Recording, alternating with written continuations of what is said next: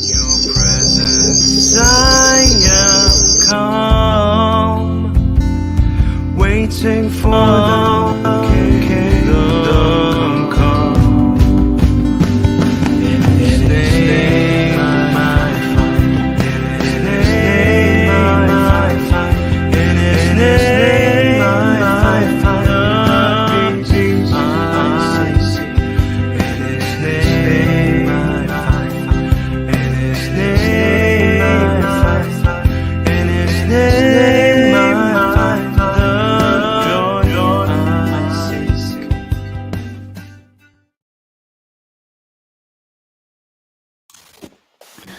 Salam, salam Bapak Ibu dimanapun berada saat ini. Salam damai sejahtera untuk kita semua ya. Puji nama Tuhan, kita kembali berjumpa di acara kesenangan kita, Renungan Pagi Sema Adonai. Kita mengucap syukur atas kebaikan Tuhan yang telah memelihara kita, menjaga kita, dan melindungi kita. Baik, sebelum kita memulai, mari kita satu hati di dalam doa. Bapa yang baik, kami berterima kasih atas kasih-Mu kepada kami, di mana Engkau telah menyertai kami Tuhan. Kami ucap syukur segala apa yang kami sudah terima dari Tuhan. Sekarang kami anak-anak-Mu berkumpul, kembali memohon kasih dan karunia-Mu supaya Engkau hadir di tengah-tengah kami Bapa. Kami yang akan memulai ibadah pada pagi hari ini, berserah di dalam tangan kasih-Mu Tuhan.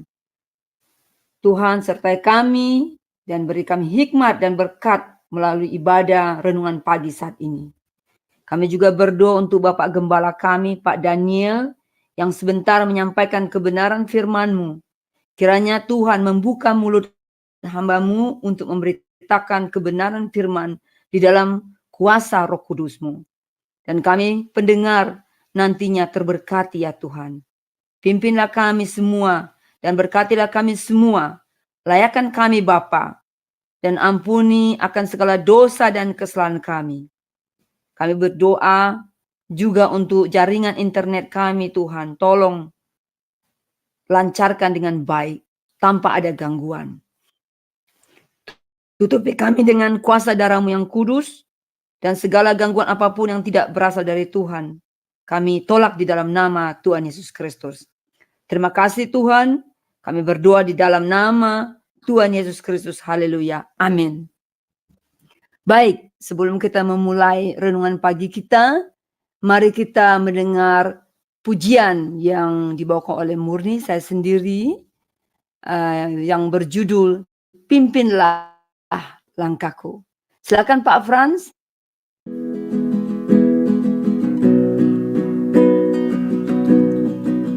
Oh Tuhan, pimpinlah langkahku. Ku tak berani jalan sendiri, serta-Mu itulah doaku. Ajarku merendahkan diri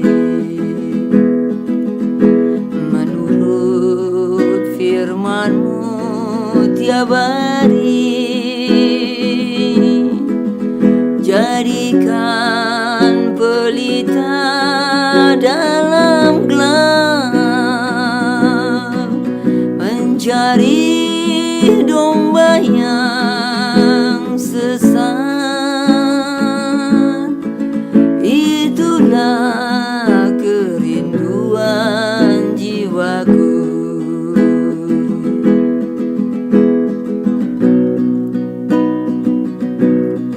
Oh Tuhan, pimpinlah langkahku. Ku tak berani jalan sendiri, serta-Mu itulah doaku. Ajarku merendah sendiri. Menurut firman-Mu tiap hari, jadikan pelita dalam gelap, mencari domba yang sesat. Itulah kerinduan jiwaku. Menurut firman-Mu tiap hari, jadikan pelita dalam gelap, mencari domba yang sesat. Itulah kerinduan jiwaku. Itulah kerinduan jiwaku. Terima kasih ya Pak Frans ya. Ya, benar ya, hanyalah pimpinan Tuhan saja yang baik. Ya, pimpinan Tuhan yang sangat terbaik. Karena Tuhan akan memberikan kita hikmat, pengertian di dalam menjalani kehidupan ini. Menjadi berkat dan menyenangkan hatinya. Ya, kiranya kita semua anak-anak Tuhan mempunyai satu kerinduan untuk dipanggil, untuk menjadi berkat, untuk membawa jiwa-jiwa kembali kepada Tuhan. Terima kasih, ini sangat baik sekali ya, sangat bagus sekali pujian ini. Terima kasih sekali lagi Pak Fran. Baik, sebelum kita memasuki mendengar firman Tuhan, kita sudah mendengar ya pelajaran yang doa Paulus yang pertama, sudah mendengar juga doa Paulus yang kedua. Saat ini kita mendengar lagi kelanjutan dari doa Paulus part yang ketiga. Baik, kami mempersilakan Pak Gembala kita, Pak Daniel, untuk memberitakan kebenaran firman Tuhan. Silakan Pak. Ya. Salam saudara-saudara yang terkasih dalam Tuhan. Mari sebelum kita merenungkan firman Tuhan, kita tunduk kepala, kita berdoa meminta bimbingan Roh Kudus. Bapa, terima kasih pagi ini kami dapat bangun dengan tubuh yang sehat, segar, dan dengan hati yang terus bergelora untuk mengiring, melayani, memuji, memuliakan Tuhan. Kami sebelum memulai aktivitas kami hari ini, Bapa, kami harus duduk diam di bawah kaki Tuhan, memuji, menyembah-Mu, dan juga untuk mendapatkan arahan melalui kebenaran firman-Mu. Dan sekarang Tuhan, kami akan merenungkan sebagian firman Tuhan. Roh Kudus, kami mohon untuk berkarya di dalam hati, pikiran, pendengaran kami, supaya firman-Mu kami dapat mengerti dan kami dapat terapkan untuk kemuliaan nama Tuhan. Dalam nama Yesus kami berdoa, mengucap syukur. Haleluya. Amin. Nah, Bapak Ibu saudara yang dikasihi Tuhan, satu tema ibadah yang umumnya ada di gereja-gereja Tuhan di Indonesia, di dunia, dan baik di aliran Pantekosta Karismatik ataupun di aliran Protestan itu ada yang namanya kebaktian pendalaman Alkitab, ya, PA, pendalaman Alkitab, atau juga ada yang mengatakan ibadah Bible Study. Nah, itu satu bagian yang memang harus diadakan di dalam setiap gereja-gereja demi mendewasakan iman jemaat, memperdalam pengetahuan Alkitab, dan juga untuk memperdalam pengenalan akan Allah, sehingga iman itu tidak berdasarkan semata-mata kepada perasaan, tetapi sungguh-sungguh berdasar secara kuat kepada kebenaran Alkitab. Namun sangat disayangkan dari beberapa diskusi dengan teman-teman bahwa ada banyak ibadah-ibadah seperti ini, pendalaman Alkitab, yang memang judulnya bagus, tetapi kemudian di dalam prakteknya itu antara apa yang dibaca dan apa yang diulas itu tidak ada satu kesinambungan. Bahkan ada yang bilang seperti orang Jawa, istilahnya orang Jawa itu ngalor ngidul. Ya, ngalor ngidul itu ke utara ke selatan, ya tidak jelas kemana arah pembicaraannya. Nah jadi memang untuk bisa melaksanakan kegiatan ibadah seperti ini itu dibutuhkan satu keterampilan khusus, saudara, karena namanya penggalian Alkitab, ya seorang pemimpin ibadah pendalaman Alkitab itu harus memiliki skill untuk menggali bagian mana yang mau disampaikan kepada jemaat Tuhan. Nah, pada hari ini kita masih pada Kolose pasal 1 ayat 9 sampai 14 yang saya bacakan demikian. Sebab itu sejak waktu kami mendengarnya, kami tiada berhenti-henti berdoa untuk kamu.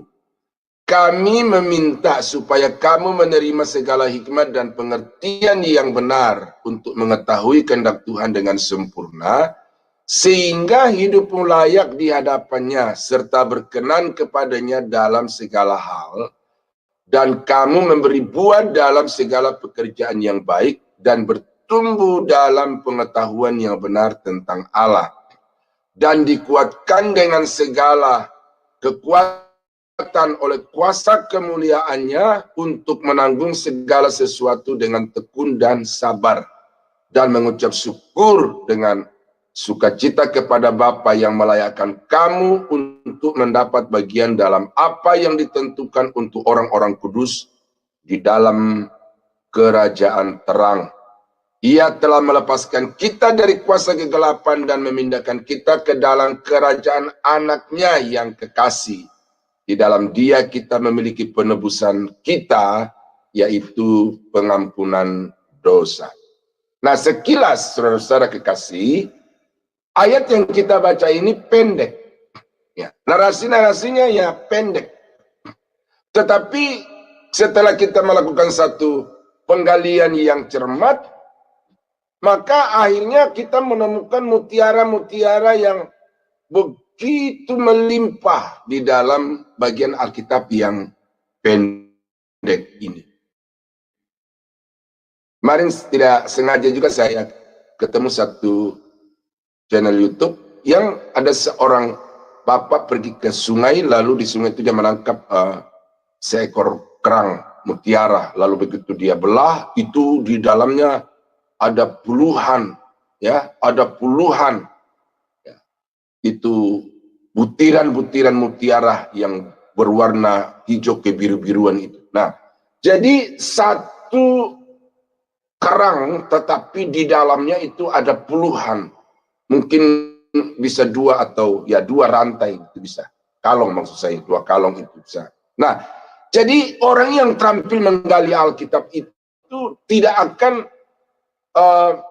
asal bicara, tidak akan asal mengutip, tetapi dia akan mempelajari teks yang ditulis oleh seorang penulis itu dan mengikuti alur pikir dari sang penulis. Nah, itu yang saya mau sampaikan kepada Bapak Ibu, supaya di dalam kita melakukan satu ibadah-ibadah seperti ini jangan sampai ada semacam kejenuhan, ya, karena ini sangat penting untuk Bapak Ibu memahami pikiran penulis itu secara mendasar, secara sistematis, dan secara komprehensif. Dan hari ini, saudara, kita akan melanjutkan part ketiga dari doa Paulus menurut Kolose 1:9-14 itu. Dan sekarang apa yang dia doakan terdapat di dalam ayat yang ke-11a.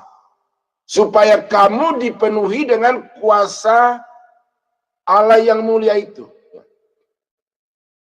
Teksnya adalah dan dikuatkan dengan segala kekuatan oleh kuasa kemuliaannya. Nah, di atas tadi itu ada kata sehingga. Sehingga kamu dikuatkan dengan segala kekuatan oleh kuasa kemuliaannya. Nah, ini Paulus di sini saudara memberikan kepada jemaat satu pemahaman hidup Kristiani dan memberikan kepada kita juga satu pemahaman kehidupan sebagai pengiring Kristus, bahwa di dalam kita mengiring Tuhan itu tidak hanya seperti yang dijanjikan atau yang saudara dapatkan di dalam kebaktian-kebaktian kebangunan rohani, bahwa saudara mengiring Tuhan masalahmu akan beres, saudara mengiring Tuhan segala berkat akan datang melimpah kepada saudara. Kemudian kutip ayat-ayat yang mengatakan bahwa unta-unta dari Bani Kedar itu datang berbondong-bondong untuk membawa perbekalan kepadamu. Nah, ketika orang mendengarkan khotbah-khotbah seperti itu, kemudian mereka applause, memberikan satu tepuk tangan ekspresi yang luar biasa karena mereka mendapatkan satu janji bahwa Tuhan akan memberkati mereka dengan berlimpah-limpah, di mana Dia akan menggerakkan hati keturunan Bani Kedar untuk datang membawa perbekalan dengan unta-unta, dengan kambing, domba, lembu, sapi. Tetapi saudara-saudara, ayat-ayat seperti itu, setelah saya periksa itu, salah konteks dari pendeta-pendeta itu. Itu tidak diberlakukan pada masa kini, tetapi ayat itu diberlakukan nanti di dalam kerajaan mesianik selama 1000 tahun di tengah-tengah dunia ini. Dan karena itu kalau saudara tidak memahami sebuah ayat dalam konteksnya, maka itu akan membuat saudara rentan terhadap kekecewaan dengan Tuhan. Nah, itu sebabnya maka Paulus berkata kepada jemaat di Kolose itu bahwa kamu harus sadar, kamu harus tahu bahwa mengiring Tuhan itu adalah melalui satu perjalanan sempit, melalui satu perjalanan yang penuh dengan tantangan, karena orang-orang yang mengiring Yesus itu akan dibenci, akan dikucilkan, akan dianiaya, bahkan kemudian akan dibunuh. Dan itu sesuatu yang sudah terjadi di dalam kehidupan Yesus, dan sudah Yesus menubuatkan bahwa orang yang mau mengikut aku, dia akan dibenci, akan dikucilkan. Bahkan ada orang-orang yang kemudian merasa bangga beribadah kepada Allah karena membunuh orang-orang yang percaya kepada Yesus. Nah, saudara, kalau melihat hal ini, mungkin kemudian berpikir, aduh, kalau begitu mikir dulu deh, saya mau ikut Tuhan, belum siap untuk menghadapi kenyataan seperti itu. Ya, jadi ini perlu merupakan satu pemahaman awal supaya nanti ketika saudara dalam pengiringan melayani dan kemudian mengikut Tuhan itu, saudara kemudian tidak shock, tidak kaget ketika terjadi sesuatu yang unpredictable oleh saudara, ya. Tetapi dengan ini saudara tahu bahwa dimanapun kita melayani, dimanapun kita mengiring Tuhan, maka sesungguhnya di sana ada ancaman, penganiayaan, bahkan kemudian pembunuhan. Ya, banyak video-video yang saudara mesti, ya, maksud bukan mesti, semoga saudara bisa bertemu itu. Ya. Ada satu film yang saya dikasih tahu teman itu, background soundnya itu adalah I am decided to follow Jesus. I am decided to follow Jesus. Sementara lagu itu diputar, kemudian ada gambar bagaimana orang-orang percaya itu digiring, diseret, berbaris, lalu kemudian datang regu pembunuh dengan membakar mereka hidup-hidup. Ini suatu kenyataan sejarah masa kini, bagaimana orang-orang yang percaya kepada Allah itu akan mengalami satu penderitaan yang. Nah, itu sebabnya maka apa yang Paulus doakan kepada Tuhan untuk jemaat di Kolose itu adalah supaya jemaat itu dipenuhi dengan kuasa Allah yang mulia, kekuatan Allah yang mulia. Ini ada satu versi lain dari Alkitab itu, dalam bahasa Indonesia dikatakan gini, kami juga berdoa supaya saudara dipenuhi dengan kuasanya, ya, dipenuhi dengan kuasanya yang mulia. Kalau tadi di atas dikuatkan, tetapi dipenuhi dengan kuasanya yang mulia. Dan saya baca di dalam beberapa ayat Alkitab, saudara, bahwa untuk kita bisa kuat menghadapi masalah karena iman kepada Tuhan itu, saya baca di dalam 1 Korintus pasal 13 ayat yang ke-7.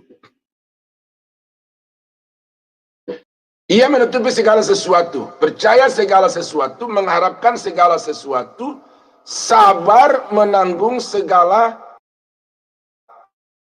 sesuatu. Ia di sini apa? Kasih. Jadi bagaimana supaya orang percaya itu bisa kuat melayani, mengiring, mengikut Tuhan di tengah-tengah penderitaan itu, maka orang itu harus dipenuhi dengan kasih. Nah, saya melihat di sini saudara bahwa kasih itu merupakan sebuah kekuatan yang akan memampukan saudara untuk mengiring Tuhan, melayani Tuhan apapun yang terjadi di dalam kehidupan kita. Ini yang menjadi masalah sekarang di dalam kehidupan banyak orang Kristen itu adalah tidak adanya kasih yang tulus. Itu sebabnya ketika dia mendapatkan sesuatu dari Tuhan yang diharapkan itu, maka dia begitu antusias, bersemangat, bergelora pelayanan dan pengabdian dirinya kepada Tuhan.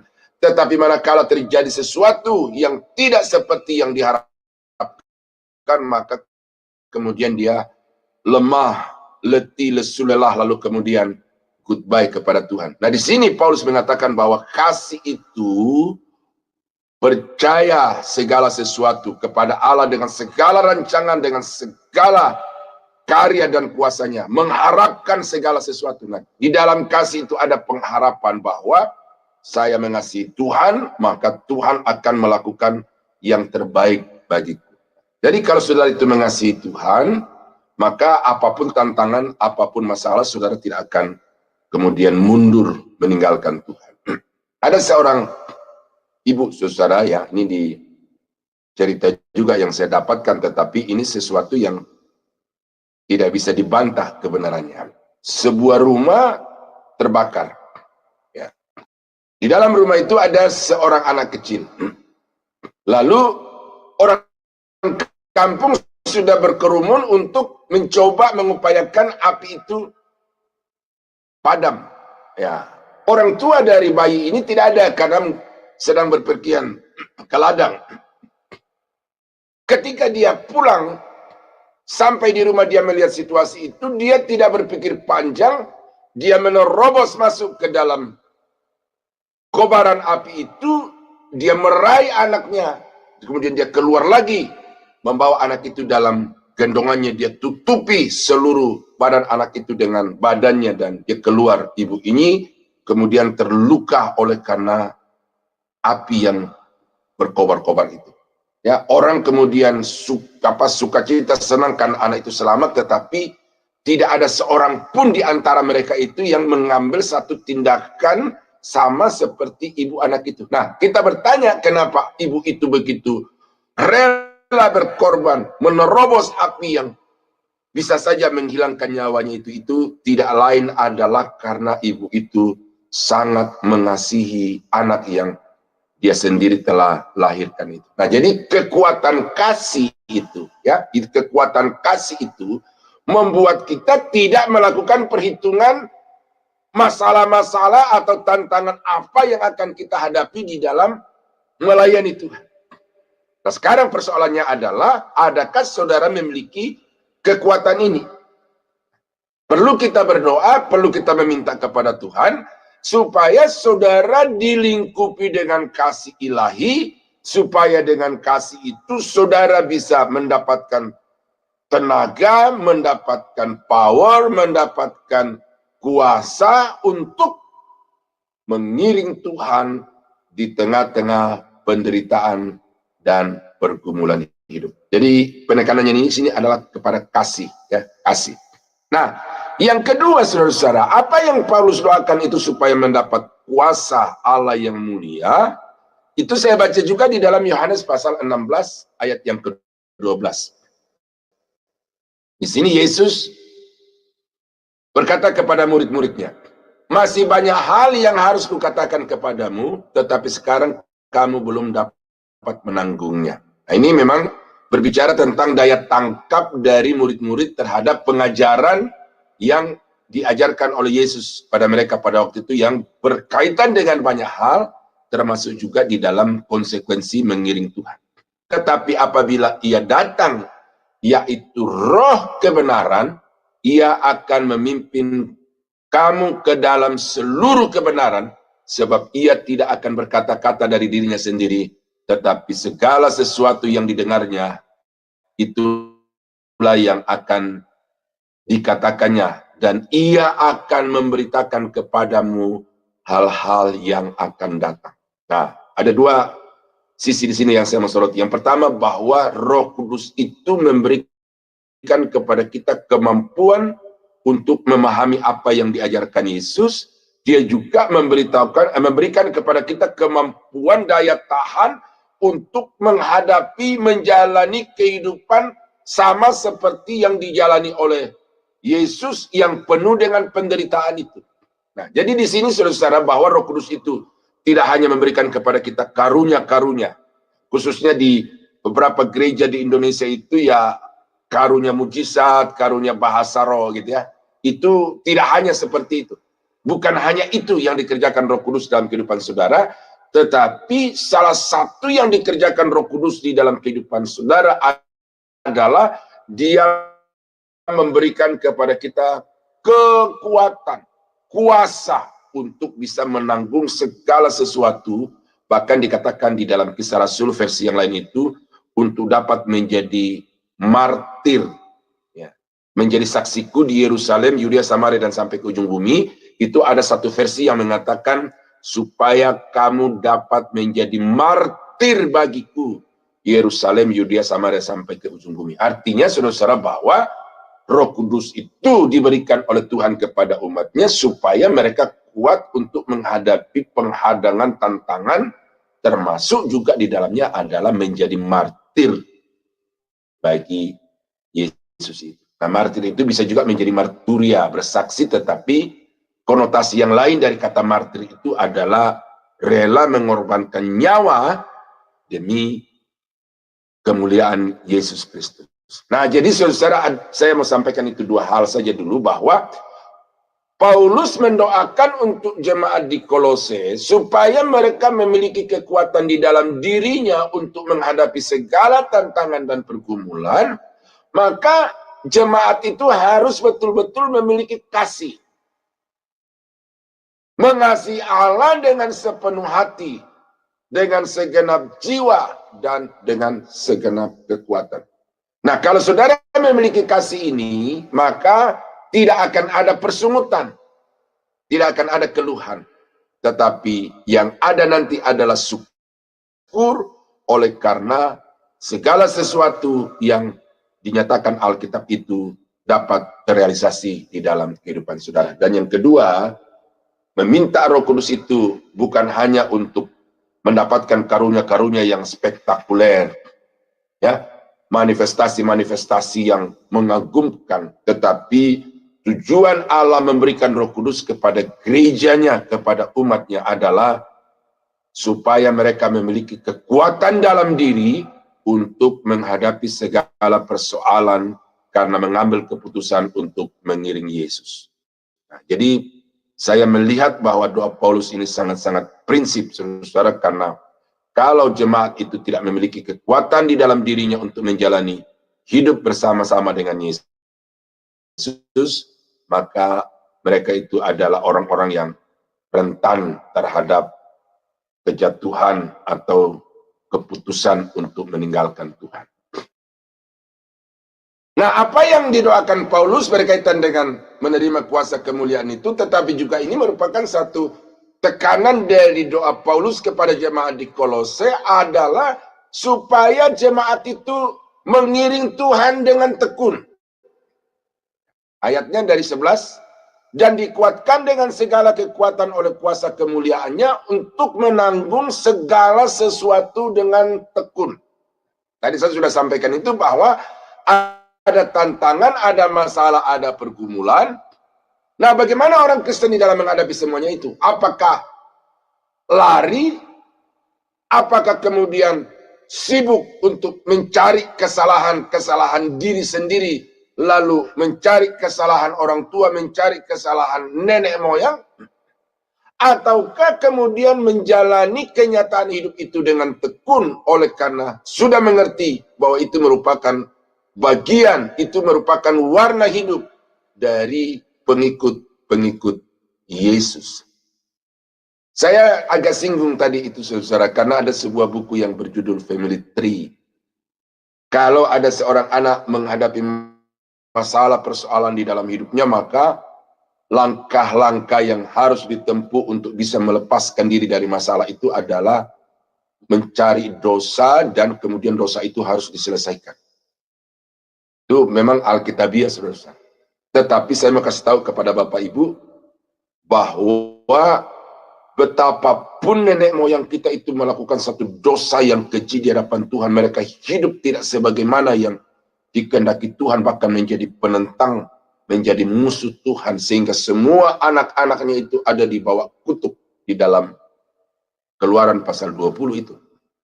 Tetapi kutuk nenek moyang itu sudah terputus secara otomatis. Ya, ini saya mau tekankan nih. Kutuk nenek moyang itu putus secara otomatis ketika saudara datang bertekuk lutut di bawah kaki salib Yesus. Karena di salib itulah segala kutuk dosa ditanggung oleh Yesus. Dan barang siapa yang datang dan percaya serta menerima Yesus sebagai Tuhan dan Juru Selamat, maka kutuk dari nenek moyang orang itu ditanggung oleh Yesus di atas kayu salib. Nah, itu sebabnya maka saudara tidak perlu lagi bersusah-susah untuk mencari, mengorek-ngorek kesalahan bapak ibu, mencari kesalahan nenek-nenek moyang.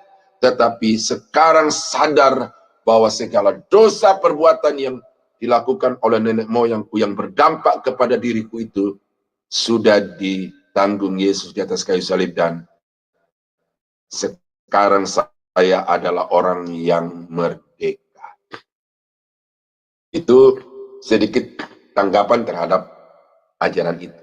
Nah, tetapi bagaimana sekarang? Saya sudah terima Yesus,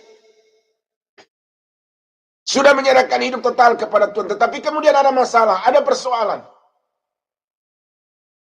Apa masalahnya? Nah, saudara mesti tahu bahwa yang menyebabkan masalah terjadi di dalam kehidupan kita itu selain tadi karena dosa nenek moyang kita itu, tapi itu sudah selesai. Yang kedua adalah dosa perbuatan. Kita melakukan kesalahan-kesalahan yang mau tidak mau harus kita pertanggungjawabkan dari diri kita sendiri. Yang berikut, karena iblis tidak suka saudara mengiring Yesus. Karena itu iblis akan selalu berupaya untuk menjauhkan saudara dari Tuhan dengan melakukan intimidasi dan lain-lain sebagainya. Tetapi itu enteng. Bagi Tuhan itu enteng. Untuk bisa melawan iblis itu gampang. Ya, rumusnya ada dalam Alkitab. Nah, yang berikut yang banyak orang Kristen itu tidak paham, kurang paham maksud saya itu adalah bahwa seringkali persoalan itu terjadi di dalam kehidupan kita oleh karena diizinkan Tuhan.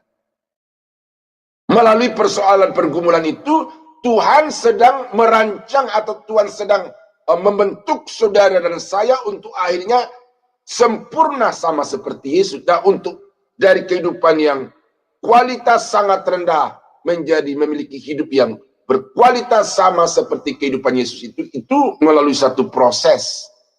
Karena itu di dalam Roma pasal 8 saudara ya, itu jelas di situ bahwa kita mau dijadikan sama seperti gambaran anaknya itu, maka untuk itu kita harus melalui satu perjalanan hidup yang penuh dengan penderitaan. Nah, ini harus dipahami supaya jemaat itu tabah, supaya jemaat itu kuat, bahwa persoalan yang aku alami ini sesungguhnya adalah cara Tuhan untuk membentuk hidup saya, supaya saya menjadi orang atau pengikut Yesus yang murni, yang tulus, yang kemudian tahu dengan pasti kemana Tuhan akan membawa hidup saya. Nah, ini perlu supaya saudara ketika ada masalah-masalah. Nah, ini kan dari mana-mana, dari dalam keluarga, dari pasangan hidup, suami atau istri, dari orang tua, kadang-kadang dari anak-anak. Bahkan juga saudara jangan kaget kalau nanti di dalam pelayanan seperti ini saudara akan mengalami kekecewaan dari pemimpin-pemimpin saudara, dari gembala-gembala saudara gitu ya. Jadi itu sesuatu yang sudah terbukti. Itu banyak orang yang meninggalkan pelayanan karena kekecewaan dengan teman sekerja atau juga bahkan dengan pimpinan gereja itu. Nah, itu sebabnya maka Paulus berdoa kepada jemaat di Kolose supaya mereka itu memiliki mental yang kuat untuk dapat mengiring Tuhan dengan sempurna. versi firman Allah yang hidup, sehingga dapat terus maju apapun yang terjadi. Tuh, itu di terjemahan yang lain. Dan ini di dalam Easy Read Version, bahasa Inggris itu kan, so that you will be patient and not give up. Tuh. Sehingga engkau menjadi sabar dan tidak menyerah, tidak angkat tangan ketika masalah-masalah datang. When troubles come. Oh. Jadi, saudara-saudara kekasih dalam Tuhan, ini versi terjemahan Alkitab kita ini juga sangat kaya, memberikan kepada kita nuansa-nuansa yang saling melengkapi satu dengan yang lain. Dan karena itu maka Paulus berdoa kepada jemaat, kepada Tuhan untuk jemaat di Kolose itu, supaya mereka memiliki ketekunan di dalam mengiring dan melayani. Dalam Kisah Rasul pasal 5:41, Rasul-rasul itu meninggalkan sidang mahkamah agama dengan gembira karena mereka telah dianggap layak untuk menderita penghinaan oleh karena nama Yesus. Saudara tahu bahwa mahkamah agama di bangsa Israel itu adalah satu mahkamah yang secara sejajar dengan kaisar dapat memutuskan seseorang itu bisa dijatuhi hukuman mati atau tidak.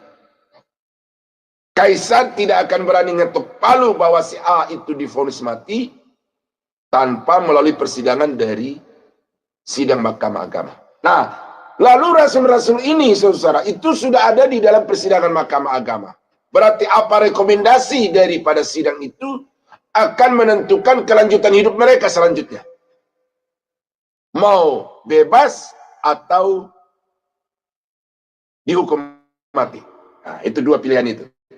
Tetapi kita membaca di sini bahwa rasul-rasul itu ketika menghadapi sidang yang bisa saja menjatuhkan vonis hukuman mati itu, mereka bergembira.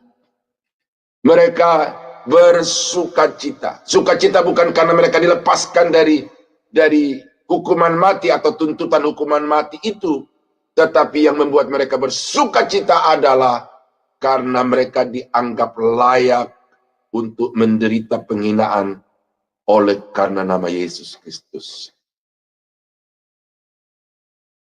Nah, saudara-saudara, ini satu sikap iman yang sangat-sangat positif.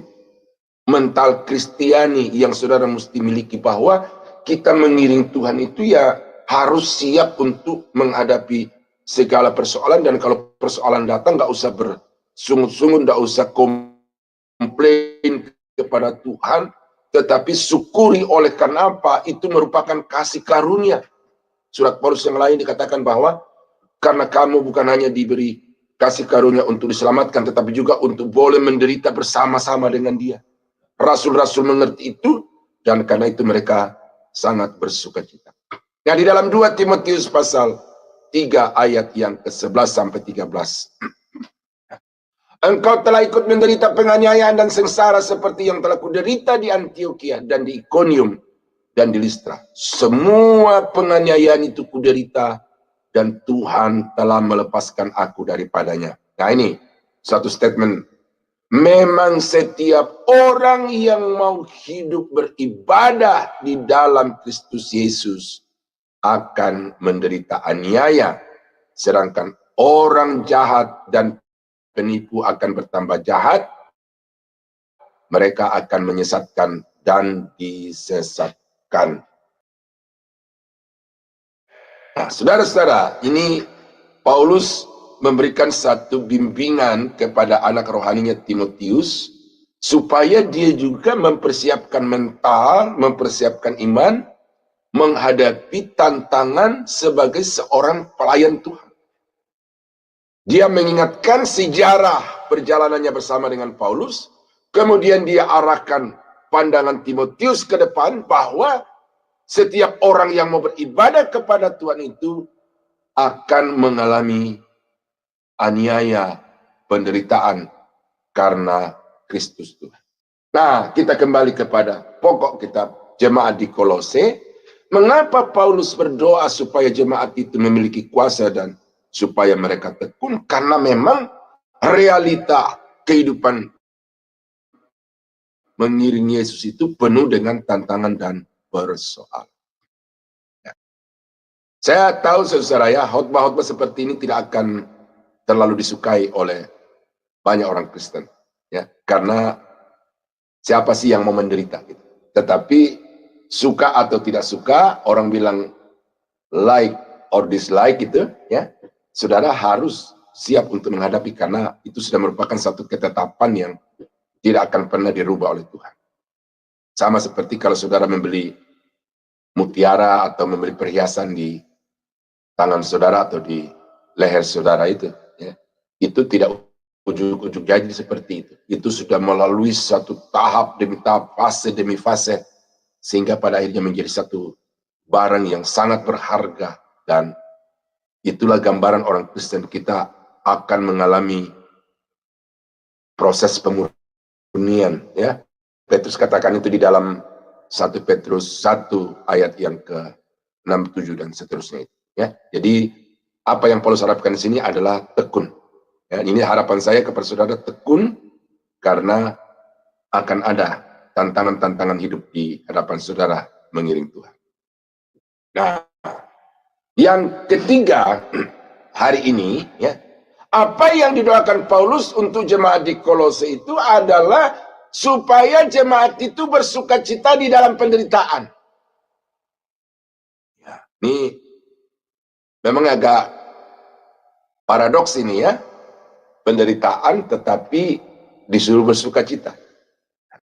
Bukan kontras ya, bukan kontras. Tetapi itu dua sisi yang kelihatannya agak bertentangan tetapi sebenarnya tidak bertentangan. Karena memang orang Kristen itu sudah ditetapkan dari banyak ayat tadi yang saya sudah kutip itu menderita, sengsara, aniaya. Tetapi bagaimana orang Kristen di dalam menghadapi semuanya itu bukan hanya dengan bertekun ya, tetapi bagaimana juga supaya di dalam kehidupan yang seperti itu, hati orang-orang Kristen ini penuh dengan sukacita. Supaya bibir mulut orang-orang Kristen pada situasi seperti itu mengalir dari dalamnya sukacita, pujian kepada Tuhan. Yang ternyata di dalam segala persoalan, di dalam segala penderitaan itu, Tuhan tidak meninggalkan, Tuhan tidak membiarkan.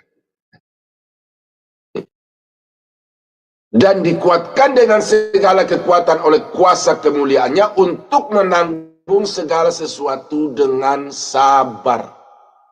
Menanggung segala sesuatu dengan sabar. Atau long suffering with joy.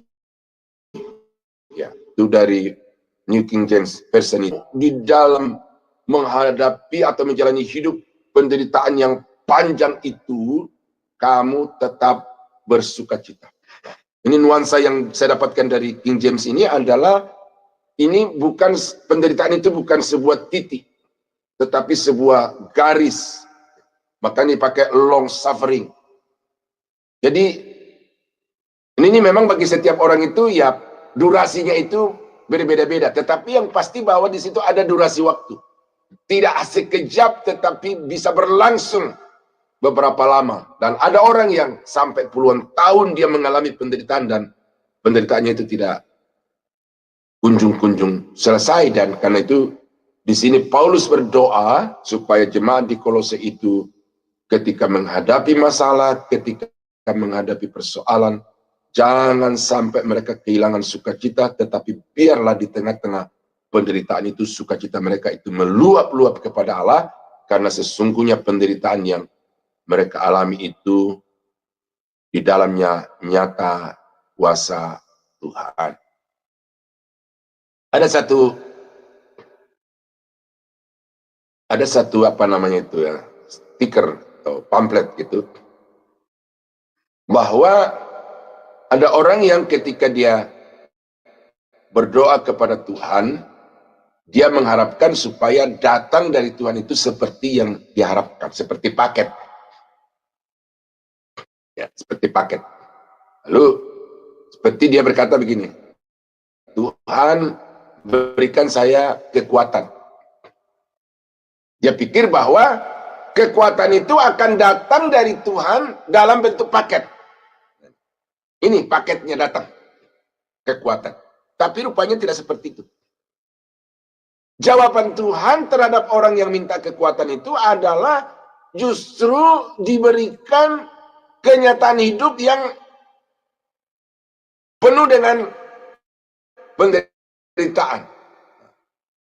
Ada seorang bapak yang juga berdoa untuk itu, minta kami dalam tim tolong didoakan supaya diberi kekuatan. Lalu apa yang Tuhan lakukan untuk dia? Dia kirim ponakannya untuk membuat dia jengkel, kesal. Saking kesalnya, dia ambil sendal bakiak.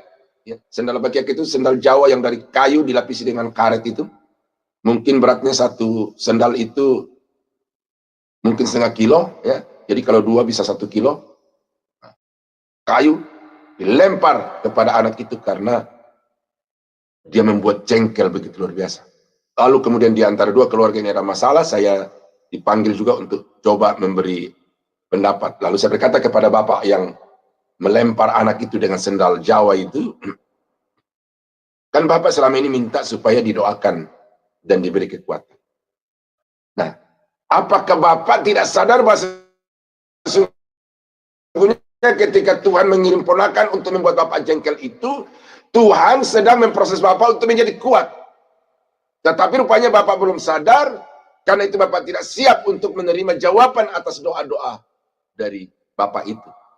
Dia sadar di situ, lalu dia kemudian minta maaf kepada orang tua dari anak itu. Nah, jadi ini perlu, saudara, bahwa di dalam semua penderitaan yang kita alami itu, sesungguhnya ada rencana Tuhan, ada maksud Tuhan yang indah. Oleh karena itu, maka tidak usah kita bersungut-sungut, tidak usah mengeluh kalau kita menghadapi masalah, tetapi mari kita menjalaninya dengan penuh sukacita. Polikarpus itu murid dari Yohanes, Rasul Yohanes. Karena kesetiaannya kepada Tuhan, dedikasinya kepada Tuhan, dia ditangkap, dianiaya pada usia yang 86 tahun. Nah, sebelum dia dieksekusi oleh tentara-tentara Romawi pada waktu itu, diberikan satu pilihan. Kalau Bapak Polikarpus mau menyangkal Yesus dan mengakui Kaisar sebagai dewa, sebagai kurios, maka Bapak akan dilepaskan dari penghukuman ini. Tetapi kalau Bapak tetap mengakui bahwa Yesus Tuhan, maka lihatlah api sudah dinyalakan dan Bapak akan dilemparkan ke dalam api yang sedang berkobar-kobar itu. Lalu apa kata Polikarpus ini? Dia berkata, Tuhan, aku tidak takut kepada api yang Tuhan kunyalakan itu, karena aku lebih takut kepada api neraka yang nanti ke dalamnya Tuhan akan dilemparkan. Bagaimana mungkin saya menyangkal Yesus yang sudah 86 tahun aku membaktikan diri kepadanya dan dia tidak pernah mengecewakan aku sekalipun. Maka aku tidak akan mungkin untuk menyangkali Yesus Tuhan, Raja dan Juru Selamatku. Polikarpus kemudian dilemparkan ke dalam dapur api yang sedang menyala-nyala. Itu dicatat di dalam sejarah gereja, saudara. Sehingga ini memberikan inspirasi yang begitu kuat kepada banyak hamba-hamba Tuhan, bahwa mengiring Tuhan itu kita tidak boleh mundur, tidak boleh menyerah hanya oleh karena persoalan-persoalan kecil, tetapi kita harus siap, bahkan seperti Polikarpus yang rela mengorbankan nyawanya karena iman kepada Tuhan. Ya, banyak kisah-kisah yang mengimprovisasi tentang itu, tetapi yang saya mau tekankan di sini adalah Polikarpus di hadapan laskar-laskar, tentara-tentara atau algojo-algojo dari kekaisaran Romawi itu, dia sedikit pun tidak kehilangan sukacita di dalam menghadapi penderitaan karena nama Yesus. Bahkan kemudian dia menjadi tokoh yang menjadi berkat bagi banyak orang. Paulus dikatakan, sebab itu kami bersuka cita ketika kami lemah dan kamu kuat. Jadi Paulus menghadapi masalah, ada persoalan di dalam pelayanannya kepada jemaat-jemaat. Barangkali juga dia sempat mengalami kelemahan secara fisik. Ya, kelemahan fisik ini karena memang beratnya tantangan. Kalau sudah baca di dalam Korintus itu, tantangan yang di Paulus itu luar biasa. Ya, ketika kami lemah, tetapi di dalam kelemahan seperti itu kami tetap bersuka cita. Oleh karena apa? Karena kamu kuat. Jadi Paulus melihat bagaimana dampak dari pengorbanannya itu luar biasa, dan karena itu dia tidak kehilangan sukacita sekalipun dia harus mengalami penderitaan. Itu dia detail mengatakan bahwa kami dicemeti 40 kurang 1. Yesus dicemeti 40 kali. Paulus dicemeti 40 kurang 1.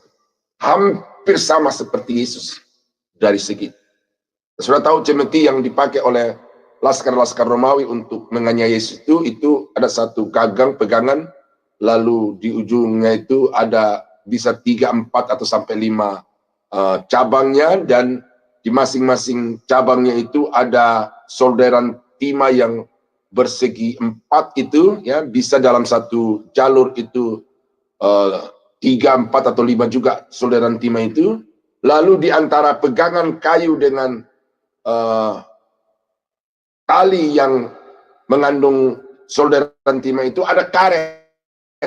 Ada karet seseras, ya, serupa karet yang bisa melar, bisa juga menarik itu. Ketika cemeti itu diayunkan, maka karetnya itu akan tertarik, dan begitu dia menyentuh tubuh Paulus atau tubuh Yesus itu, maka karet itu akan menarik kembali kepada standar normalnya itu, sehingga timah yang tadi tertanam ke dalam daging Paulus dan Yesus itu mau tidak mau akan mengoyak tubuh dari Paulus dan Yesus itu. Itulah saudara satu sedikit gambaran tentang bagaimana derita yang dialami oleh Paulus itu.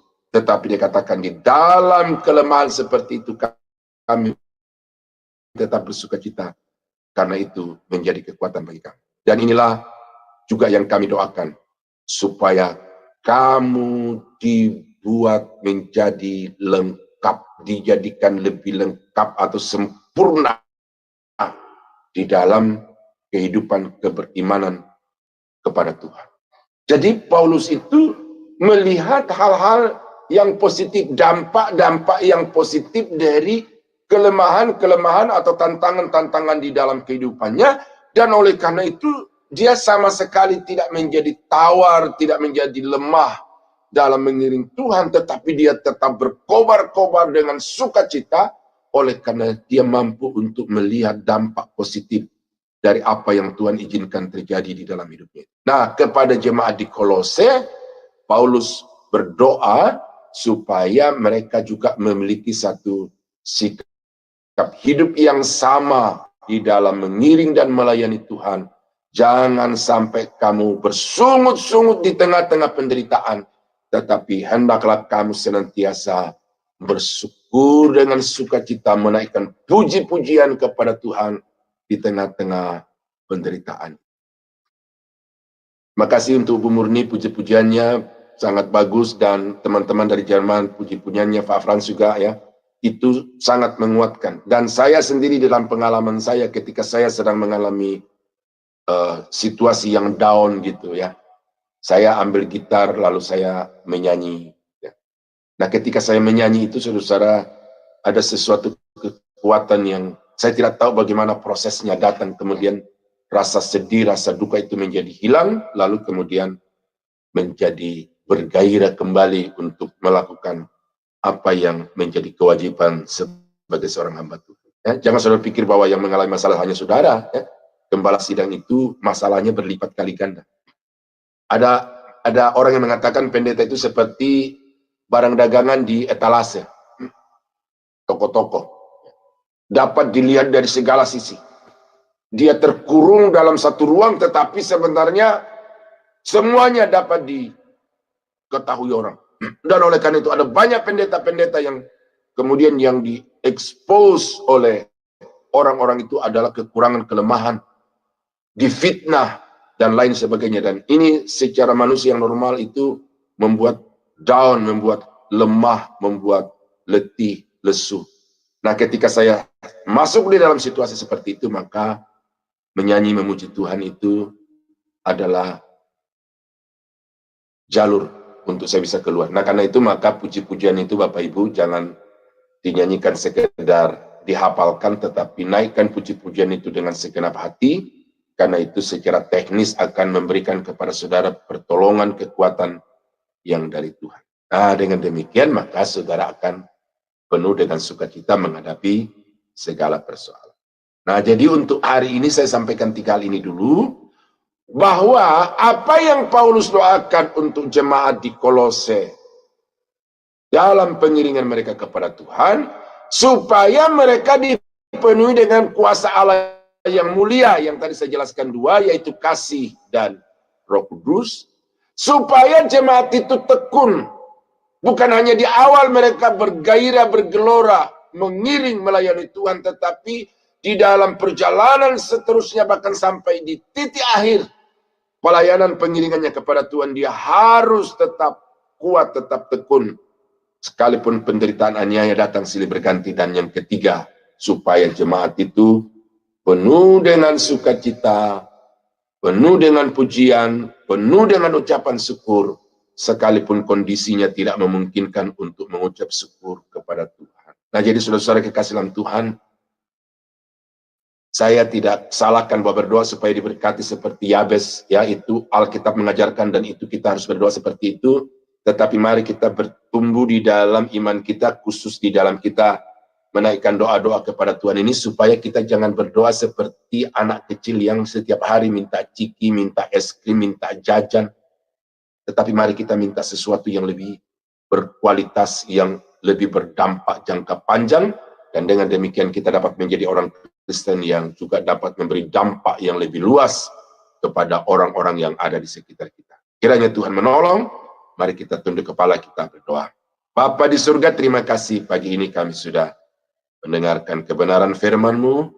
Tuhan, kiranya apa yang sudah kami dapatkan dari ajaran doa Paulus tentang doa ini kami pahami, dan kemudian di dalam kami berdoa kepada Tuhan, kami mulai bergeser dari permintaan-permintaan yang hanya bersifat jasmani, dan sekarang beranjak atau meningkat kepada permintaan-permintaan yang lebih berkualitas, yang lebih menyenangkan Tuhan, yang berdampak jauh lebih luas dibandingkan hanya sekedar cukup makan dan minum. Terima kasih Bapa, hamba-Mu akan berhenti berbicara, tetapi Roh Kudus kiranya terus berbicara bagi umat-Mu, supaya di mana saja mereka berada, mereka juga dapat memiliki kehidupan doa seperti Paulus, dan mereka juga dapat memiliki kehidupan Kristiani sama seperti jemaat di Kolose. Kami mengucap syukur dalam nama Yesus, haleluya, amin. Saya kembalikan kepada Ibu Murni. Tuhan Yesus berkati. Ya, puji nama Tuhan ya. Terima kasih sekali ya firman yang baru saja kita dengar ya. Pembahasannya sangat cukup sudah jelas ya. Kita mengucap syukur kepada Tuhan ya. Kesempatan-kesempatan ini yang diberikan kepada kita sangat berharga sekali. Ya, kita diajari untuk bisa lebih ya, lebih lagi dalam berdoa. Untuk semakin intim dan semakin bergaul erat dengan Tuhan ya, dan mengandalkan Tuhan. Baik, untuk kita meresponi firman Tuhan ini, mari kita mendengar satu pujian yang dibawakan dengan saya sendiri, dengan Murni, doa mengubah segala sesuatu.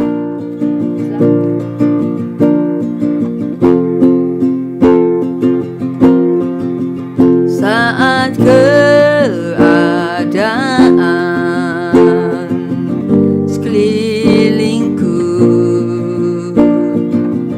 ada di luar kemampuanku, ku berdiam diri mencoba mencarimu, doa mengubah segala sesuatu.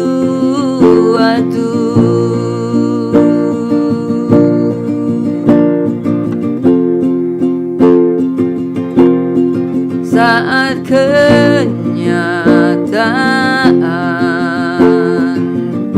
di depanku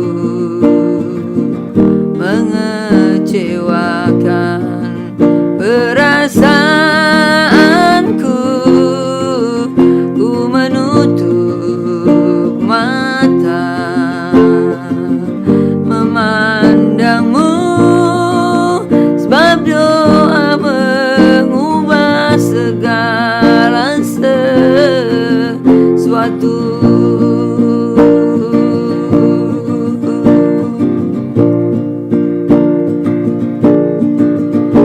Doa orang benar bila didoakan dengan yakin besar kuasanya, dan tiap doa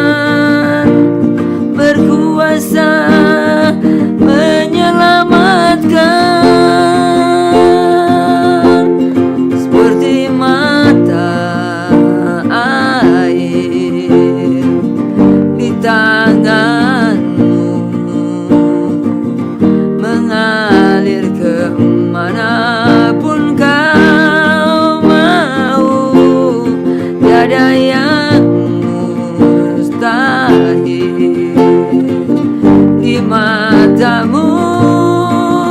Doa mengubah segala sesuatu.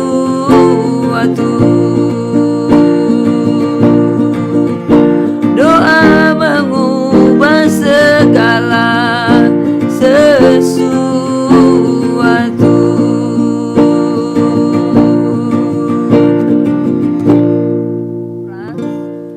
Doa yang benar dengan doa iman dapat merubah segala sesuatu. Kita percaya tentu ya, kita semua anak-anak Tuhan percaya jika kita berdoa dengan benar-benar pasti tidak dapat merubah keadaan situasi kita. Karena kita percaya Tuhan pasti mendengar doa kita. Mari kita satu dalam doa. Terima kasih ya Bapa atas hadirat-Mu yang nyata di tengah-tengah kami. Di dalam renungan pagi ini ya Tuhan. Bapa, kami bersyukur karena Engkau telah menggerakkan hati kami untuk berkumpul bersama-sama, saling menguatkan di dalam iman, dan membangun persekutuan erat bersama-Mu ya Tuhan. Bapa yang baik, kami memohon berkat perlindungan-Mu bagi setiap kami, dan berkati kami dengan hikmat dan pengertian-Mu untuk menerapkan kebenaran firman-Mu ini yang baru saja kami dengar di dalam kehidupan kami hari-hari ya Tuhan. Bapa di sorga, kami juga berdoa untuk Bapak Gembala kami, Bapak Daniel. Bapak berkati Bapak Daniel ini Tuhan. Di dalam pelayanannya, dimanapun dia berada Tuhan. Engkau memberkati keluarganya. Engkau melindungi, bahkan memberi dia hikmat dan pengertian dan ilmu-ilmu yang bertambah-tambah Tuhan. Agar setiap pendengar firman-Mu nantinya dapat terberkati dan dapat percaya dan kembali kepada-Mu Tuhan. Bapa di surga, kami berdoa Tuhan juga untuk Sema Adonai ini Tuhan. Kelompok kecil ini kami berdoa kiranya Tuhan terus memakai untuk menjadi berkat perpanjang tangan-Mu Tuhan. Berikan kami hati yang mau melayani-Mu Tuhan dalam situasi apapun keadaan kami Tuhan. Berikan kami kerendahan hati, sukacita Tuhan untuk terus mau melayani Tuhan.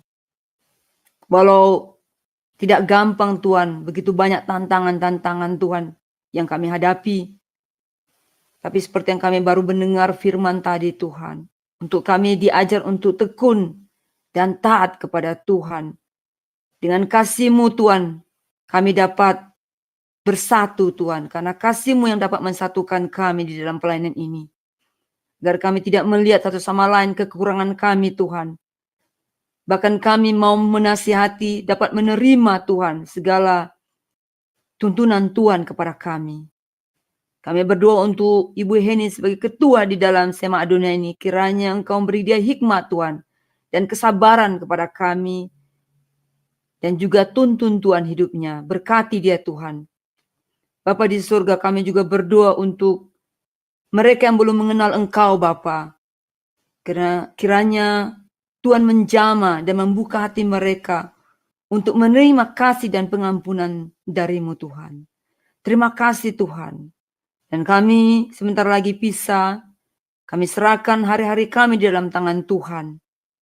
Biarlah Roh-Mu memimpin kami dimanapun kami berada. Di dalam hati pikiran kami. Dalam setiap pekerjaan kami. Biarlah kami terus mengandalkan Tuhan di dalam hidup kami. Terpujilah Engkau Tuhan. Di dalam nama Tuhan Yesus kami berdoa dan mengucap syukur. Haleluya. Amin.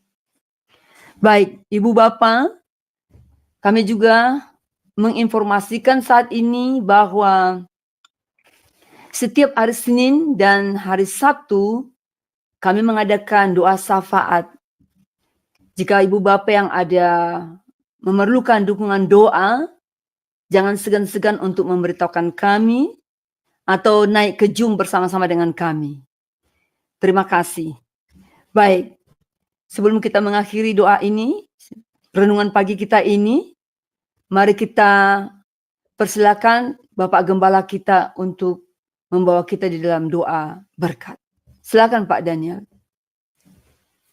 Bapa di surga, terima kasih karena Tuhan sudah memberikan kami kesempatan untuk boleh duduk diam di bawah kaki Tuhan, menaikkan segala keluh kesah, pergumulan hidup dan juga isi hati kami kepadamu. Kami berdoa Bapa supaya semua yang sudah kami utarakan kepada Tuhan Engkau dengar dan Engkau balas kami sesuai dengan rencana dan kehendak-Mu. Dan kami serahkan hidup kami supaya Engkau melakukan yang terbaik di dalam kehendak-Mu bagi kami. Sementara kami akan mengakhiri sekutuan ini Bapa, kiranya Tuhan tolong kami sepanjang hari ini, aktivitas apapun yang akan kami lakukan, biarlah Tuhan membuat berhasil, membuat kami bersukacita, sehingga dengan demikian maka kami akan semakin setia dan semakin bersemangat di dalam melayani Engkau. Berkati semua teman-teman yang sudah bekerja dengan segala kekuatan pikiran dan juga perasaan untuk melangsungkan cara ini sehingga bisa disaksikan di mana-mana. Tuhan berkati berlipat-lipat kali ganda supaya mereka dapat terus menjadi alat dalam tangan Tuhan untuk menjadi kemuliaan bagi nama-Mu. Terima kasih Bapa, kami berdoa mengucap syukur untuk semua perkara ini di dalam nama Yesus. Haleluya. Saudara-saudara sidang jemaat yang dikasihi Tuhan, kiranya anugerah dari Allah Bapa di dalam surga, damai sejahtera dari Tuhan kita Yesus Kristus, serta persekutuan kuat kuasa Roh Kudus, kiranya menyertai kita sekalian dari sekarang sampai selama-lamanya. Di dalam nama Yesus, kami akhiri renungan pagi Sema Adonai hari ini. Haleluya. Amin. Amin. Baik. Amin. Amin. Baik, terima kasih Pak Daniel. Baik, dengan berakhirnya doa blessing ini, maka berakhir pula lah renungan pagi kita. Selamat beraktivitas untuk Indonesia dan selamat malam untuk New York. Selamat malam juga tentu di Jerman dan sekitarnya. Dan sampai kita bertemu besok lagi pagi ya. Tolong Ibu Bapak hadir semua. Baik, salam. Tuhan Yesus memberkati.